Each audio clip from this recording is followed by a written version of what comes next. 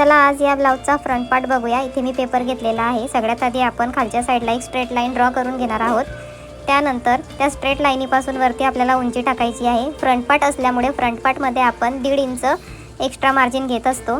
Back पार्टमध्ये आपण 1 inch घेतलं होतं। दोन ठिकाणी 15.5 इंचावर मार्किंग करायची आणि एक स्ट्रेट लाईन ड्रॉ करून घ्यायची। त्यानंतर या स्ट्रेट लाईनीवरती आपल्याला शोल्डर टाकायचा आहे 7 इंच। दोन ठिकाणी मार्किंग करायची 7 इंचाची, म्हणजे आपली जी लाईन आहे ती स्ट्रेट येईल। बघा, या पद्धतीने दुसरी स्ट्रेट लाईन ड्रॉ करायची। त्यानंतर या स्ट्रेट लाईनीवरती अर्धा इंच डाऊन जाऊन खाली 7 इंचावर मार्किंग करायची आणि या साईडला 7.5 इंचावर मार्किंग करून ही एक स्ट्रेट लाईन ड्रॉ करून घ्यायची। त्यानंतर आपल्याला चेस्टची मार्किंग करायची आहे 8 अधिक 1.5 इंच, 9.5 इंचावर कमरेच्या साईडला सुद्धा मार्किंग करायची आहे खाली, आणि ही एक स्ट्रेट लाईन आपण इथे ड्रॉ करून घेऊ। आता त्यानंतर बघा, कमरेच्या साईडला बाहेरून आपल्याला 2 इंचावर मार्किंग करायची आहे आणि वरती काखखोलीच्या साईडला आपल्याला अर्धा इंचावर मार्किंग करायची आहे बाहेरच्या साईडला। ही एक क्रॉस लाईन इथे आपण ड्रॉ करून घेऊ। त्यानंतर आपण मुंडा खोली टाकूया। 1 इंचाची मार्किंग करायची क्रॉस आणि फ्रेंच कर्व घेऊन छान असा गोलाकार आकार द्यायचा आहे आपल्याला। बघा, मी ज्या पद्धतीने देत आहे त्याच पद्धतीने तुम्ही सुद्धा देऊन घ्या। त्यानंतर आपण गड्याची मार्किंग करणार आहोत। इथे 4.5 इंचावर मार्किंग करायची गड्याची, खाली सुद्धा एक 4.5 इंचावर मार्किंग करायची गड्यासाठी आणि एक स्ट्रेट लाईन ड्रॉ करून घ्यायची। इथे हा 6.5 इंचाचा छान असा बॉक्स रेडी करून घ्यायचा आहे आपल्याला। बघा, 6.5 इंचावर मार्किंग करून एक बॉक्स आपण इथे रेडी करणार आहोत। आता फ्रेंच कर्व घ्यायचा आहे आपल्याला।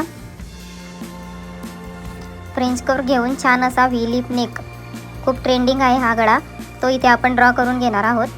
त्यानंतर कमरेच्या साईडला फोल्ड साईडकडून आतमध्ये आपल्याला 3.5 ते 4.5 इंचावर मार्किंग करायची आहे।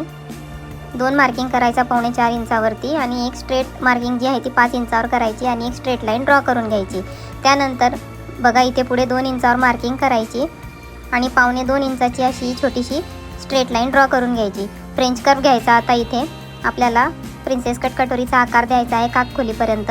तर छान असा प्रिन्सेस कट कटोरीचा आकार आपण इथे देऊन घेतलेला आहे आणि बघा, या लाईनीच्या आजूबाजूला 1.5 इंच मार्किंग करून या लाईनीवरती 1.5 इंचावर मार्किंग करायची आणि या ज्या 1.5 इंचाच्या दोघं मार्किंग आहे त्या तिथे जॉईंट करून घ्यायच्या। हाताने आता छान पान गळ्याचा आकार देणार आहोत कटोरीला। बघा, किती छान आकार आलेला आहे। आता ही फोल्ड साईड आहे, त्या साईडकडे आपल्याला अर्धा इंच मायनस करायचं आहे क्रॉसमध्ये आणि बाहेरच्या साईडला सुद्धा अर्धा इंच मायनस करायचा आहे। इथे तुम्ही बघू शकता आपला हा फ्रंट पार्ट जो आहे तो रेडी झालेला आहे। पण सगळ्यात आधी आपण शोल्डर डाऊन करणार आहोत, जे अर्धा इंच मायनस केलं होतं तिथे। आता याला आपण व्यवस्थितपणे कट करून घेऊया। मी ज्या पद्धतीने कट करत आहे त्याच पद्धतीने तुम्ही कट करून घ्या। जे टक्स मायनस झालेले आहेत ते टक्स तुम्ही बघा, खूप छान पद्धतीने मी इथे मायनस करून घेतलेले आहे। आपला फ्रंट गळा सुद्धा किती छान पद्धतीने ड्रॉ करून कट करून झालेला आहे।